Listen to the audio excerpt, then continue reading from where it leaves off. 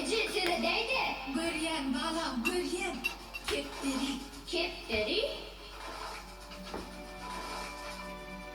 O ne için adı böyle tezin? Çünkü o kuş ilçi oğlum. İlçi demek değil mi? İlçi demek. Parahatçılığın zarçıdı demek. O bir hoş sözler eltip, bir dostu beyleki dost bilen, bir halkı beyleki halk bilen birleştiriyen güç demek oğlum. O şey dip kanat yayamı. Hov oğlum, sonra ene yerim rahatlık tapar.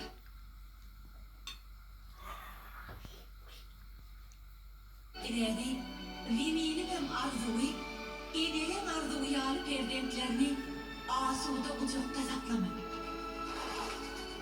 Ece seret, o kepte Rusli, görül nireler uçar. Onun öz dostlarının yanına çalınır belki. O yine dolan enem inmiş. Feride, vimilim arzuyu, enelem arzuyu alıp erdemlerini asuda ucukta saklamak.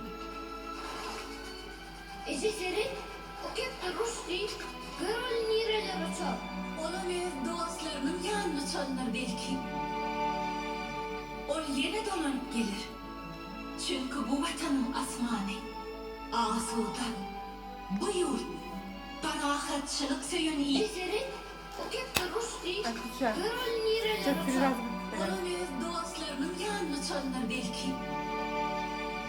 O yine dolanıp gelir. Заел Çünkü bu телевизор. vatanın asmanı, lazım. bu yurt, parahatçılık söyün iyilerin vatanıdır. Сейчас урежу. Yadda sakla, kaysı milletlerine karamazdan tarihte de böyle yine yerin en büyük oğulları parahatçılığı, dostluğu, inançmaklığı ünlendirler.